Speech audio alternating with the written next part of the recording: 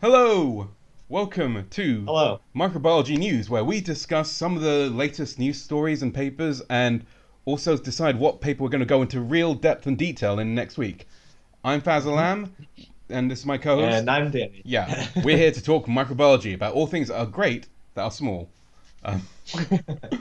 Um, Yeah, we want people to participate with us. So if you guys have questions or suggestions for things you want us to cover, send us a tweet at our hashtag. I guess we're on YouTube, right? So you can chat us in the box there too. yeah. So this has been kind of an interesting week. I guess for in terms of news, coronavirus is spiking again, which is kind of bad news. Yes. Yeah, all over the world it seems. Yeah. Uh, yeah, in my home province of Ontario, they had restaurants open, and now they're not open anymore to try to curb that to curb that spike. Yeah, Uh, we've got similar thing happening in London. We've got like various tiers of lockdowns, and no one really knows exactly what we're supposed to be doing. But we're all supposed to be very frightened, basically, I guess. And oh. that's basically the main takeaway we're getting from our lockdowns. That they were shutting down some businesses, some aren't shutting down, and you're gonna have to look through our long website to figure out which is which, and then do some calculations in your head. They assume a lot of the British public. Yeah, it's complicated to navigate, I think, sometimes all of those different regulatory things. But having trust, I think, in the public health people and trying to follow their best recommendations, that's always the best Yes. advice, right? Yeah, just fingers crossed. But in terms of Yeah. papers that have come out like quite recently, so Hmm. let's go into get into it. Yeah. So let's see. Let me pull this This up. solidarity trial. Yes, the solidarity trial. So yeah, You can tell people are like the mood around naming these clinical trials, right? It's just like stick together, we can make it through. Solidarity trial. yeah. Hold on a minute. The screen share isn't quite coming through. Let me see whether this is coming through. Okay. Well, I guess I'll start just by saying this is the big WHO trial that I think we've been talking, right? Whenever anyone has said WHO trial, it was referring to this one, right? This is the one that I think they removed hydroxychloroquine and then it came back. Is that Uh, correct? I think I'm not sure. I think so because this is like one of the really big trials. So we did because we talked about Yeah. the British version of this, which was the one that found death Yes. The methods. one. Yeah. Um, That was being done with the NHS, and that was like an open protocol, right? yeah. Like the protocol was being updated as it went. Whereas this one was a lot bigger. This involved a lot more countries, and Yeah. it tested things like remdesivir and hydroxychloroquine. Uh, hmm and and I feel like this is the kind of almost the final nail in the coffin for hydroxychloroquine. Uh, Yeah. so I mean, there's one graph that I'm gonna jump to quickly that. Uh, I mean, I mean, there's also like the story about remdesivir that I'm gonna go into a little bit later. But the big Yeah. I mean, it is. It's. Oh yeah. no, you Sorry. I go was just for gonna it. say it's interesting to see that they continued their remdesivir trial, and we talked about this when we were going through the remdesivir Yeah, stuff. Like, it came. There were two competing trials that were out, yeah, right? One that had like very minimal things, and then one that subdivided the groups to find a better result. So it's nice to see another big data point on the graph. yeah. I mean, the thing. I mean, okay, I'll go to remdesivir now because it's just this trial also doesn't find any kind of effect in remdesivir, but I mean, hmm personally, I'm not going to take that as too much of an because this trial was again like the discovery trial. I think it was called in no, I think it was a recovery Yeah. trial.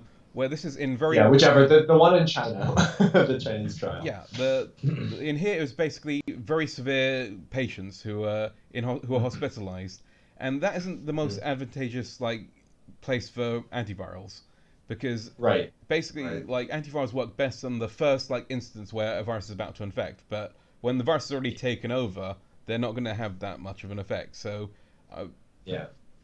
Yeah, and that's the same as what they had found in that large Chinese trial. It was just when they did the subdivision right? And then they looked at just early time points. Did they see that small effect? Yeah. So it isn't looking great, but there's some.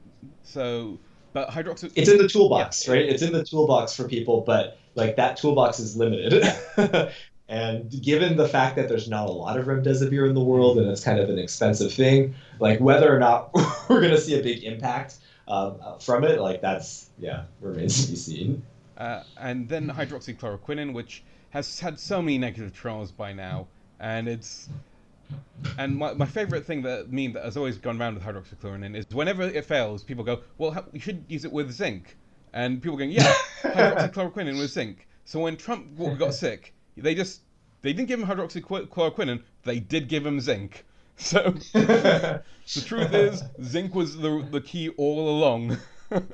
But I mean, in this one, again, we're seeing some issues with hydroxychloroquine. They say that it isn't a significant, like it doesn't approach significance, but that people who get it tend not to survive as well as people who do get it, which Mm-hmm. is something that has always been on people's minds. And there was that big false retracted study where people kind of were suspecting that they'd made up results where they said that hydroxychloroquine was like really severely bad, and then it fell apart because they made up the results potentially. But here this kind of brings that story back a bit, and Yeah. and this is So the mortality is slightly higher. Yeah. Yeah. And so I guess that is a knock against I mean, again, another big was the president, who had spent quite a lot of time promoting hydroxychloroquine and didn't take it. So I feel like, that's the ultimate burn. Yeah, seriously. Yeah. Yeah, they also looked at some other. Yeah. Is this a lopinavir and interferons? Yeah, lopinavir and interferons. And interferons, again, also seem to not have a great effect on survival. Lopinavir, there is a suggestion that it might help, I think, but it's not especially great. But yeah. What is lopinavir? It's another antiviral. Let me double check, because I think it might have the same mechanism of action as remdesivir, but don't quote me on that because I could be wrong. I see. It's another small molecule of some sort. Lopinavir. That's cool. I have my search bar open. I can drop it in. Yeah, some sort of. Yeah, they use it in HIV treatment. Yeah. Strange. Protease inhibitor. Oh, okay. All right. Protease inhibitor. So that's the. Yeah, that's interesting. We haven't. I guess we really have not talked about that class of drugs. It's like cross-class protease inhibitor. Yeah. Like a non-specific viral protease inhibitor. Yeah, I mean, we're barely talking about protease inhibitors specific for the coronavirus family. Yeah. But yeah. Yeah, I mean, even the idea of like a broad spectrum protease inhibitor is kind of crazy to me, because all viruses tend to have such very varied. So that is something I probably would want to. Yeah. And plus, like, we have protease inhibitors, right? Yeah, it's not like when you exactly. say, like, RNA-dependent RNA polymerase inhibitor, like, we don't have those, so, like, we don't care about inhibiting them. We have proteases. Like, what if there was overlap, right? What does broad spectrum mean in this circumstance? Yeah, I don't know exactly what the logic. So that's actually quite an interesting question. I have heard that come up, like lopinavir and ritonavir, I think, are things that have been used together. So I think that's something that we might look in. I'll note that down so that I can search for papers focusing on that in the future. Yeah, just like maybe it'd be nice to learn with the protease stuff. Like that could help us understand a little bit better. Yeah, not just like, there are things that are like not specific. Well, actually, no, it's always. Sometimes there are evolutionary things, right? Like in a protein that makes it like a totally different class. So yeah, it's not crazy. It's just surprising a little bit to me. Yeah. Okay, so next we're going into vaccines. So this week, a new vaccine candidate was announced. Well, that passed through phase 1/2 trials. So they published a called BBIBP CorV, which is basically another inactivated vaccine candidate. Yeah. So I found, I think we did discuss a little bit last week at how it's interesting what what gets promoted where in terms of like the main vaccine candidates. So, so a lot of the in Southeast Asia, Yeah, because yeah, this is another Chinese. Yeah, this is another Asian one, yeah, and yeah, it's like in Asia, like the leading Chinese vaccine is an inactivated yeah. vaccine, right? So Sinopharm Yeah, and so it is kind of funny. yeah, there's like Sinopharm and Sinovac have both got inactivated vaccines. So I think and they're basically the farthest along in terms of like so they published like phase 2 trials already. So, uh, Yes, yeah. and They're in phase 3. They're giving it to the military. I heard that they may also be giving it to like just other large test yeah, I populations. mean, I've heard that some, Probably as part of. yeah, that like I've heard like some countries are already buying up these ones, and it's understandable because of all the because while these candidates are kind of the least like fun, at least like innovative, Hmm. I mean that Yeah, actually is a point in their favor that they're not innovative. They're tried and tested. sure. Yeah, exactly. Like the manufacturing process is really well known. So like when you see like a confirmatory safety endpoint in like a phase 1 or phase 2, just makes you feel better about the whole thing because like there's so little that's different besides the virus itself, right? The antigen. Yeah, and it's always been quite interesting to me, like how throughout this entire like kind of outbreak, people have been pumping, say, Moderna, Mm, Chadox, all these very yeah, untested platforms that yeah. are kind of like I mean almost jumping 2 generations of vaccinology. So they went so Hmm. like the next generation when I was hearing was like, oh, adenoviruses, that's going to be a new thing. And then far off, Yeah. we'll figure out how to do gene vaccines, but that's gonna be really complicated. Now we're just jumping both, and it's just Yeah. Right. it's crazy because I mean, Yeah. I mean, the world is pretty tech obsessed, yeah, right? So, so I'm like not. Yeah, I think I'm jaded enough that I'm not yeah, surprised that those things are pushed, even when there's these other great technologies that if we just spent more time understanding them, we might be further, right? But like, no, no, no, it's better to disrupt the system and like sell us the newest thing. Again, not to say that Moderna isn't doing well in their trials. I think that they are. yeah. And so yeah. Oh So no, don't get anyways. me wrong. I really hope that we do get to jump like 2 generations ahead and have like a very Hmm. editable, very quickly produced vaccine that we can use Hmm. against lots of different like viruses. Uh, but For sure. But yeah, I mean, there is room in here for like a tried and tested vaccine that we kind of know how to deploy, and this is something that Yeah. comes through in Yeah. this vaccine candidate in particular, because the thing that this sets this one apart is they do seem to have gone into a lot of detail into trying to make sure they pick a genetically stable strain, so that when they scale up Nice. production, the vaccine, so you can see that they're already planning Yeah. that in the early Yeah. stages. And again, that's because they know from the history, right? Like polio vaccine Yeah, is like a huge inactivated vaccine. They even have live versions. And so like in this space of sort of traditional vaccines, attenuated and inactivated, there's just a lot of thought already right yeah. there. Yeah, I don't even know like what does it mean to scale up an adenovirus production, right? Like that one actually maybe has some of the most roadblocks in terms of scale up. Yeah. Yeah. I mean, I've also heard the same thing said about like, have we ever made this much RNA for the Moderna one? Is there any, right? Because like, have we just ever made this much RNA in the world? That also might be like a totally new manufacturing Yeah, threshold. I mean, there are so many Um, reagents and stuff we have to think about. The chemistry of actually creating them and delivering them, and also the stability of it, because RNA is yeah, quite unstable. So trying to ensure right, that right, that it doesn't like right. break down immediately. Because even if it works really Yeah. well in like animals or in humans, if the freezer Hmm. breaks down, suddenly it's not useful anymore, and if Uh-huh. you're putting your hands on someone who doesn't understand that, then you'll get people who will get coronavirus who had that vaccine, and won't understand that it was Yeah, because of the breakdown in the cold chain, and that will undermine right, faith in it. right.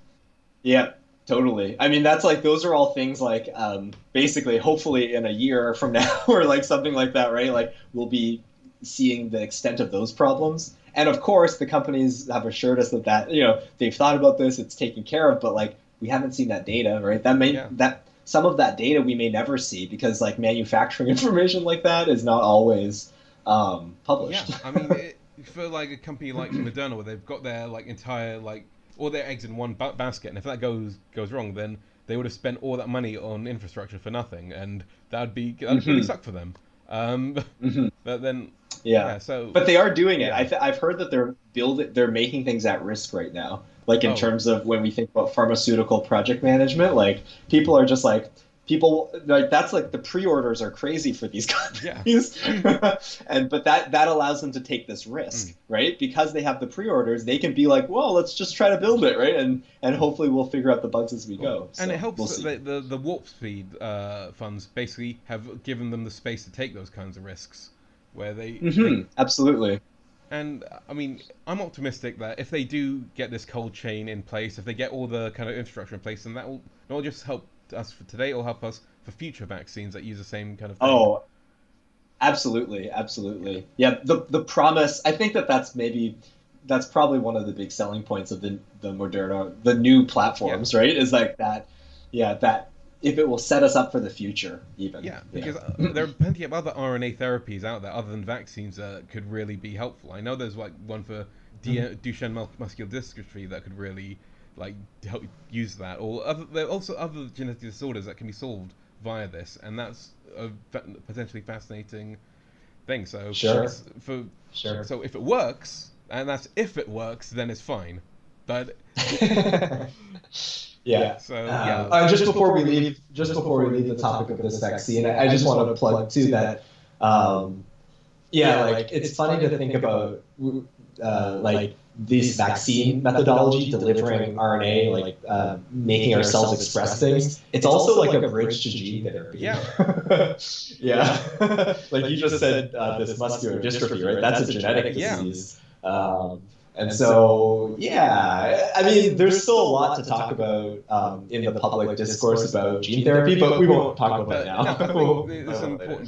But the big vaccine candidates are basically gene therapies that have been reskinned as vaccines, and almost like, I guess I can. There's like a stealthy. There's a lot of unanswered. There's a lot of unanswered public discourse that, like, I feel hasn't happened yet, like about gene therapy. Like, we have our favorite Gattaca moments or something like that, like our favorite thing to point at, but like sort of the more nuanced discussion of it, I think still isn't quite being discussed. Like, have you talked to your friends and family about if they would get a gene therapy? Yeah, I mean, do they know the difference between germline modification and not? Like, I think these are questions that we should be asking along the way. I mean, are you... Like, I mean, if like they have a cure for deafness or something like that can actually have some real cultural implications, because you could extinguish languages because of that cure. I mean, that's so there are definite like real interesting things that are raised by this, and almost like, but the thing is, we don't have the technology, so because we never have the technology, these sorts of conversations would never happen.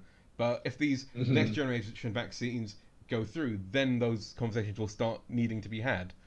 And for sure. I feel like that's like another reason. The urgency goes up a little bit more to talk about it. And that's I think another reason why these perfectly like reasonable like heat-killed like inactivated vaccines aren't being talked about as much, because they don't have that same gateway of technology to the future that these. Yeah, totally. Even though I'm reasonably sure that these will work fine and actually might like be the things that. So like I don't see why they would work worse. Like, first of all, especially until we see based on all this phase 2 stuff we're seeing, they all make neutralizing antibodies, right? So it's like in the comparison sphere, to me, they're all super viable. Hey, let's get it out. Let's do those phase 3s and let's start seeing the long-term effects on the population. I mean, only the adenovirus-based vaccines have been halted due to random like side effects. So. Right. I mean, a great sort of evidence that our systems are working and we should be doing all those phase trials. Oh yeah, no, definitely. I mean, I think for adenoviruses, they are extra sensitive because adenoviruses don't have a perfect safety record. So if someone sneezes wrong or it makes, they're going to be like, nope, we're holding the trial. We need to make sure, because there's that extra like wariness about that. Totally. And actually, I think that's a good segue into this BANCOVID. Yes. So like trying to think about making a vaccine against this variant, which I mean, we haven't talked about. Yes. Right? Like the D614. A few of them came up 2 weeks ago as something. I remember I had a paper about like the functional difference between this variant and another coronavirus. Yeah, so this D614G variant that like arose like in Wuhan and was like the founder for a lot of like European strains of coronavirus. So it's spread along the world. So there's been this question of, is it super transmissible, or is it just because it was like the first one out of China, and because of that it's just end up being dominated. So it's so trying to answer that question has been quite interesting because this one, and in the paper that we covered last week, they did cover this, right? They made sure that their antibody cocktail hit the variant. Yeah, definitely. So it's something that people are definitely concerned about. So this variant has an aspartame at like that's been changed to a glycine at a certain point in it. So it's, and people are trying to plan their treatments for this. And so I spotted this paper, which is from Bangladesh, where they out of nowhere tried to create a mRNA-based vaccine based on this strain of D614G. So there's mutated in the spike protein, and it's kind of interesting that they jumped towards this. I mean, I had a brief look through the I think they're trying to stand out by saying that they're looking at this mutation, but from my understanding at least, the mutation doesn't have that much to do with the type of antibodies that will be raised to it, right? So even if you don't have the mutation, you're going to have antibodies against the spike. Yeah, I think because I think the main concern was whether there was like an immune difference rather than like a structural difference, because like the idea, because if it does increase like transmissibility, then it could be because the structure is more wobbly, so it can grab onto things more, or it can be cleaved by different metastases or something. Sure. Or like it can mess with the immune system, and we're worried if it can mess with the immune system, then it will mess with our vaccines. So I guess.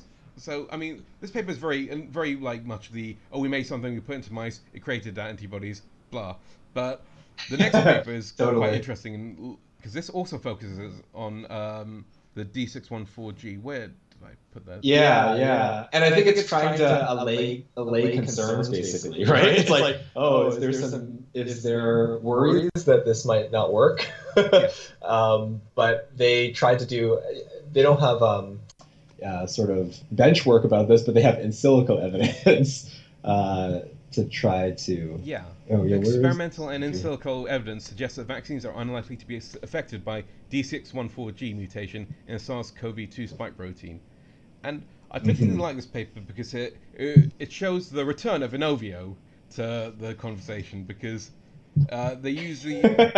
your favorite vaccine? My least favorite vaccine. So this time they're electrocuting ferrets, and with various isolates with I think so they basically injected them with the Inovio COVID vaccine, then tested out some virus isolates that had this D614G mutation, and and they and it doesn't seem to have a big it doesn't have a big effect.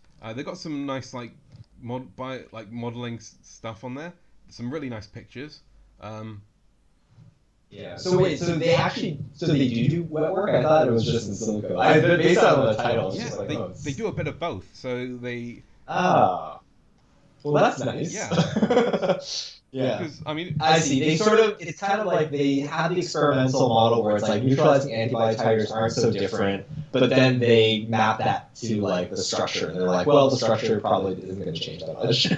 I mean, I think the main takeaway is that the actual D614 mutation is really nestled inside of the virus. So it's hard to get, and it might not be have any effect for structure at all. I mean I think there's this one like one analogy someone did was like there's this thing that happened during World War II where planes got shot down and they had to figure out where to put the armor, and they put the armor over where the holes were.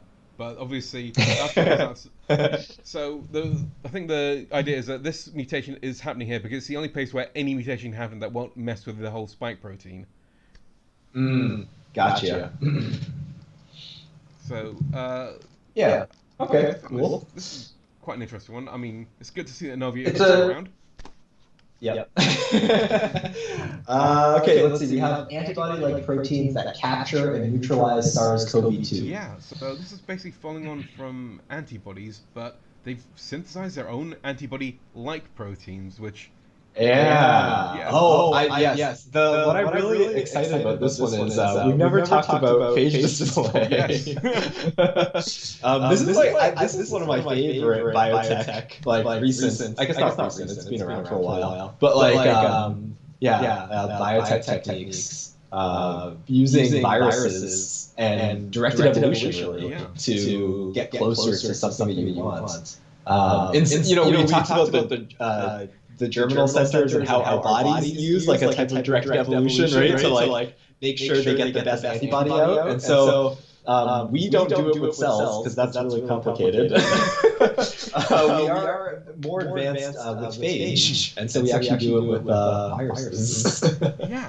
So the interesting thing is the technology that's used here, and it's it's quite interesting, and like just looking at the kind of because I think this is very much up in the air whether this will actually work well in the lab, but it's interesting to see how this sorts of thing are developed, and because to me it basically sounds like a molecular machine that they've just constructed that's based on antibodies, but we trying to be making things more efficient. Like totally. I mean, this is like real. To me, this is like a lot about what synthetic biology means, right? Like what the hell is synthetic biology? Well, to me, it's these techniques really feed into that. It's like, we're just making things like they're biological molecules, but they don't really, like they're based on something we saw in nature, but we've taken it into our own and like really crafted this molecule in our own way. Yeah, I mean, I think that's something that's going to be more important as years go on, because the applying engineering principles to biology is something that is becoming something that less of a pipe dream than it was a few years ago, because absolutely. So that's what interested me, and because the future is thinking just. I mean, when we're talking about all this, mRNA, lipid nanoparticle, right, being the future of this, like here's another type of frontier, maybe even earlier in some ways, because like as far as I know, people just use this. People use this a lot in the research and development phases, right? And so I'm not sure people. It'd be nice to speak, but just to talk about the technique. Yeah. Okay, let's see. SARS-CoV-2 disrupts splicing, translation, and protein trafficking to suppress host defenses. So this is another very molecular kind of paper, but it talks about all the other proteins of SARS that aren't spike, which brings it up in my book, because those are the things that we really don't know too much about. Yeah, all the obsession with making the spike vaccine, right? It got us to the point, right? Like, it's almost like, all this basic research, there's all these different things. One kind of emerged to get application, and now slowly everything else is kind of filling in as well. And we're seeing, the bar of knowledge on everything else rising. Yeah, and I think that's a really good thing. And it just, it's something that I find fascinating as well, because the way that viruses do things can be very, clever and because they're very... Absolutely. They're such minimal, I was going to call it organisms, but not organisms. Yeah. Minimal self-replicating particles. Yeah, they're angry genetic code. It's so they're like bullets. They're so unique and interesting that way. I think this is a little bit of a sidebar, but I think fun to mention. It reminds me that computer viruses, they come second, right? It's not that we named the viruses after viruses. It's that computer viruses were named after the viruses, OG, in the world, right? On all the wetware and different operating systems that exist, there exist viruses. Yeah. I think that's... Even viruses have viruses. I mean, even viruses have viruses. Yeah, exactly. Because it gets to the point where, it was this bits of genetic code arguing with each other and trying to sneak away with as much, ability to replicate themselves as possible. And exactly. They wanted to be the last thing written on the shape of life on Earth. Yeah. There's this theory that they were the first thing written, but in the beginning we just had bits of genetic, whatever the version of genetics would look like back then RNA, DNA, whatever, all of them just come together, and this is why I like microbiology, because it is looking at life at its most primitive and most kind Yeah. of, you almost see like kind of the blueprint for everything in all parts of microbiology. So when this coronavirus is outbreak is finished, we might get to the chance to talk more about that.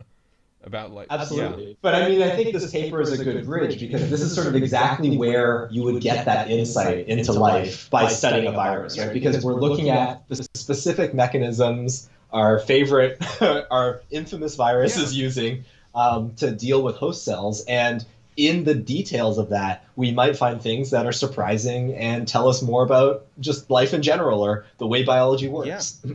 And that's always because these are big, like splicing, translation, and protein trafficking. Those are like big concepts in cell biology. Yeah, I mean, yeah, those are big processes. Yeah, those, I mean, without translation and protein trafficking, you don't get life. So, and so how is SARS-CoV-2 disrupting these specifically in the host cells without killing the host cells off outright? Because they still want to replicate their own stuff, and this also ties back into that replication organelle we were talking about a couple of weeks ago. So it'd be quite interesting to see whether the work here reflects on that. Yeah, and I think maybe it's no surprise. This is like probably one of my favorites in this list. The other thing to say is that splicing also hits like another interesting topic because those proteins are related to all proteins that like bind DNA, have to recognize a sequence and like cut and repaste things, right? And like that's a big area of sort of emerging biotech comes from those types of proteins, right? CRISPR is a similar type of, like, at the general sense, that similar type of protein. Yeah, no, I remember, like, I was fascinated, because, like, about 10 years ago, I was at this conference, and I was fascinated about, like, because that was before we knew what CRISPR was, but I knew it was messing with my experiments, because I was trying to genetically modify bacteria, and I knew that CRISPR was one of the things that shouldn't, and I was quite interested about it, and so I ended up talking to this lady who was very into it, called Emmanuelle Charpentier. I was like, oh, wow. It's like, oh, it was one of those moments where it was like, I think my supervisor was really pushing me to go to a lab. I was like, I don't know about this. I am kicking myself today. I am because I had a long conversation about CRISPR, and she was trying to explain why it was so important. I just wasn't getting it. 10 years later, oh shit. That's why, yeah. So splicing is in that area, and splicing is very important. Knowing how those proteins work better could unlock sort of those types of manipulations. Don't make my mistake. Don't sleep on splicing, kids. I mean, that was my error. I just thought, oh, this is a minor thing. No, it's going to be really important. Well, hindsight is 20/20, right? The whole year is 2020. The whole year is 2020. It's always it has been the whole time. 2020. Yeah, 2020. This is a year where we reflect on all of our mistakes. It makes sense now. Now that I look at it from 2020. Okay. Oh, sorry. We'll go back to real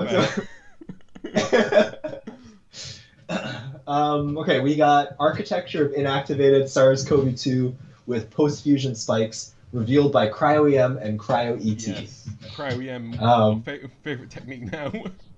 Our favorite technique, just like a fascinating technique for looking at tiny objects, no longer relying on crystals. We could see them frozen in weird jelly ice, glass-like ice. The thing I like about this is they use beta-propiolactone inactivated SARS-CoV-2 viruses. So those are basically all the inactivated viruses that all of them use beta-propiolactone to inactivate them. Yeah. So this is quite interesting from the perspective of like those vaccines we're talking about. Sure, it gives us some insight into what does the vaccine even look like that we're injecting into us, right? And I think that's very interesting because you'd expect them to all like just be in the spike in its pure state rather than in a post-fusion state. The pre-fusion state. But somewhere in the post-fusion. Yeah, that's a really interesting observation. It makes me think about these proteins like they're it's a term that's used. They talk about with injection mechanisms in bacteria, right? Like bistable or something. Yeah. Like they have like an energy state where it's like they could go either way. Yeah, they're like, right? like a cold spring where they're just ready, they're held in a specific, and the moment something happens, they spring up and they turn into the postfusion conformation. Yeah, it just happens. And like that energy of the transformation is what's useful. Like if they're in the right spot and that energy is released, that's where you get the fusion, right? But like using this inactivating compound, basically, I guess it tickles them in a certain way, where they shoot it off and then they're frozen in time, and then we can look at it with powerful electron microscopes. I mean, it's basically acts like glue to like make them more sticky and weird. So maybe that's what triggers them. I mean, it's fascinating to think about, and it might have implications for vaccinology. So I didn't think about that, but that is interesting about this. We're learning both about like the structural biology of like the mechanism of this protein, how it gets from stage because we're seeing the stage before it fuses and the stage after. We have like snapshots, right? And scientists can try to like imagine the animation that would lead to that. But as you said, it also gives us insight where we're like characterizing actual vaccine components. Which could also have implications on the safety design, or like at least interpreting safety information as it comes out. I mean, even interpreting like kind of how well it works, because I mean, we could say like maybe if they can control the amount of prefusion and postfusion, you get a better vaccine, right? Like this could be developing the inactivating vaccine to be better based on this sort of information. Yeah. Okay. Next one is differential expression of viral transcripts from single-cell RNA sequencing of moderate and severe COVID-19 patients and its implications for case severity. A big omics. It's an omics one. Big omics. We haven't done much omics. We haven't done too many omics. Here's another in the list. This time it's being used to correlate. So, the classic things with omics papers, there's no causality is a really hard thing to figure out in this case. But here they're looking at the signature, right, of what the viruses are making inside of sick people, and saying does that correlate? And then if you can get correlations from those things that are being made, then you can start asking what might be what might be the reason, and can we start verifying some of those things with more mechanistic style studies? Right. So because it seems like they like do some characterization of like about what's happening to the host cells, and it's I mean it's. I think this is based on I think maybe 2 weeks ago I was interested in seeing they did like a mass spec omics where they looked at like all the different proteins that are being made by SARS-CoV-2 inside of a cell culture infection, and like I almost think of this as like this study can follow up on that, right? And say, now that we know all the little things, like in an actual infection, what do you actually make? Right? Or what's likely to be made there? And then again, like, there's like so many different ways of getting at a question. Omics has always been the top-down way, where it's like you see everything, and now you're like, the challenge is what's important in the image that you there's saw. like always a ton of noise, and trying to figure out what's like signal and what's noise is a big like kind of.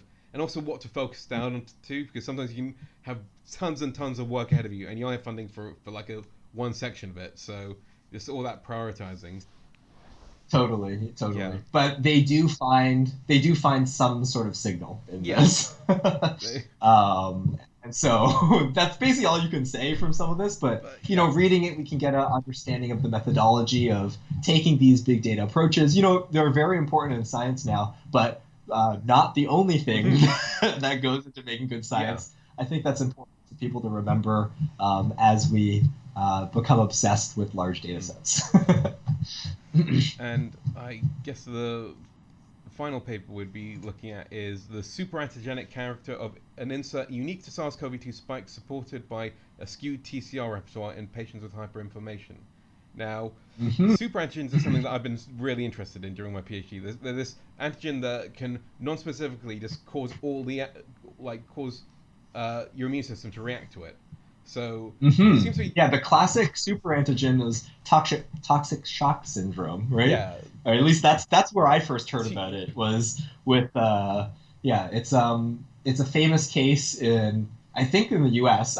Correct me if I'm wrong. I think it was a U.S. case where, leaving your tampon, people Yeah. were observing this thing where, like, if you left your tampons in for too long, people came up with this, like, really crazy disease, like a cytokine storm, like immune levels elevated, and no one knew what it was. And it was it was Staph aureus, a bacteria that lives on our skin that creates a superantigen in the specific environment of the tampon. That, like, binds antibodies and causes your immune system to react to everything. And it's so the one I know you worked with staph, I worked with strep, and they have different. What's the strep superantigen? So strep also has super antigens that also do very, like, similar things as, like, bamboozling the immune system, and it's something that I never really thought of for viruses for doing, but obviously, like, it'd be quite interesting, especially since we did see something like suggestion that there is an unbalanced immune response to SARS-CoV-2. And totally, I mean, like. The way that people have been describing that unbalanced immune response, at least from what I've been reading, right, is that it's that, like, lung infiltrate, right? It's like, it's just, like, super active. But, like, why is it super active, right? We never really went down. Is it because it's replicating really fast, right? Is it like, who knows? But the suggestion here is that there could be some evolution inside of SARS-CoV-2, right, that has this very specific type of a very specific. I don't know what is a super antigen? Is it a motif? So, no, it's like a functional definition. It's more of a functional definition. So usually there's something that is either, like, very, like, kind of. So I know for staph they have a super antigen that binds, like, just directly to the antibody and to, like, a cell receptor to make it. Yeah. I think that's the functional definition, right? It's like it's just something that can activate previously antigen-specific immune responses and make them, like, not specific, just, like, activate the immune system. Yeah, so where your receptors wouldn't bind, this superantigen comes in and forces them to bind, and then suddenly your T cells think, oh no, I need to destroy this cell now, even though it's completely innocuous. I mean, there's sometimes... Exactly. And I know there's some versions where they look very similar to host cells. So, like, where they... Well, I mean, it can explain... Superantigens sometimes can explain, like, different types of autoimmune sequelae, right? Things that happen after the infection. If you have autoimmune things, maybe it was, like, something that came out in a whole superantigen mess, where it's like your body recognized the wrong things and directed it down a non-productive immune response. It's an immune response, but it's not productive in the way that you need it to be. This is mainly a computational modeling paper, so they don't have as much, like, they don't really seem to, like, demonstrate much in vivo. So it's still kind of a hypothesis of a superantigen, I would say. Yeah. Right? That's like, this is the title is giving us a bit more. Yeah, I thought this too. I was like, if it's a functional definition for superantigen, then should we be seeing some functional data? Yeah, that's kind of what we're hoping for. So this one kind of clickbaited me into it a bit. So, I mean, I think their main line of evidence, I think, is the TCR response, is how they're saying it, right? So maybe that's something. I didn't think about that, like repertoire. We were talking about that last week, right? Because if the repertoire that you see is equally distributed, right, over all these different ones, then you know something is activating it across everything, right? So that could be, I think, what they're saying here. Okay, and it's not so clickbaity, but it's a little bit clickbaity. Like, we'd like to see, like, actual superantigenic responses. I think we'd really want to see, because, I mean, with lots of proteins, there are ways you can try and make them look like they match things that they aren't, which is why often protein research has lots of kind of safeguards in place to try and make sure models work in a specific shape. So. Oh, but I'm saying that it does give us one piece of data that isn't just shape match, right? It gives us the repertoire information, and that's different. And that's quite interesting. Okay, so that's a good load of things. As I said when we talked about it, I'm most interested in the Banerjee one, the disrupt splicing, translation, and protein trafficking. I'm quite interested in that as well. So it was a choice between that or the antibody-like proteins that capture. Those are the antibody-like proteins. Those are the meatier ones. Yeah, let's look at when you open up antibody-like proteins. So, I mean, but the thing is, antibody-like proteins, that is more about their technology, whereas this is actually about the SARS-CoV-2 virus. And Mhm. and so yeah, I mean, when I was selecting this, I thought that this was going to be one of the winners because it covers quite a lot of interesting things that we haven't really covered before, and things we wanted to look at, Absolutely. like such as what the non-structural proteins are doing, and Hmm. Hmm. and looking Yeah, at I'm looking at the figures, just like scrolling through, right? Like this is we've been trying to figure out, right? Like this is why we do this off week thing. Like how do you choose something to zoom in? Because Yeah. there's like so much information out there. Just like scrolling through the figures is sometimes nice to get a sense. Oh yeah, they have structural pictures, they have Western blots, or they have something blot.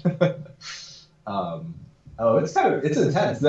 This energy one. There's also like techniques and things in here I think that we haven't talked about as well, like basic biochemistry techniques potentially. yeah. I can't tell per se, right? Because there must be. I think there's some sort of translation test that they're using to make sure, right, to prove that it's blocking these things. Yeah. So it's quite a comprehensive set of data, Yeah, and it's a big yeah, 7 figures. That's a I mean classic cell paper. yeah, Right? classic. I mean, I feel like I've heard of some of these people before, but I can't quite think about it. But I know that yeah, it's sorry, the actual PDF is taking like quite a long time for me to download to show on stream. It is a very meaty paper. Okay. Yeah, I'm up for that. I think I prefer this one over the antibody one. The phage display. As much as I love phage display, like, I think that I do want to know more about the basic biology of this virus. yeah. And it's like such a great time. I feel like if we don't read it now, it'll get lost in the wash of only more information like this will be coming out. Yeah, and with phage display, that's a technology that's out there, and we will see more of it. So I don't. Yeah, I mean, hopefully, maybe even after SARS-CoV-2 is over, we'll be able to talk about phage display. It'll be the next best thing. Whereas, like in 5 years, people won't be. Hopefully, I hope people won't be googling SARS-CoV-2. That's me being optimistic. This will just be another virus in the annals of what are other viruses in there like Rinderpest. Yeah. Rinderpest. You know that? Do you know that virus? I mean, does that affect cows only, or is it's a cow. Yeah, but it was a huge outbreak of cow. They had to slaughter so many cows back in the day. But we don't talk about that one anymore. Yeah, I mean, even like MERS, we don't talk about as much, even though it's relevant. We just don't talk about it. Absolutely. But yeah. Well, in some ways, we probably should have been talking about it more, right? Like in hindsight again. We did our due diligence on that. We did talk about the MERS spike protein a bit, and so we definitely. So I. Oh yeah, no, us as a group. I'm saying us as a society, the obsession, the sort of flash in the pan that MERS and SARS, they were relevant only when they were affecting people's human health, but the dialogue of what does it mean that these viruses are emerging, right? That kind of broke down a little bit as it went on.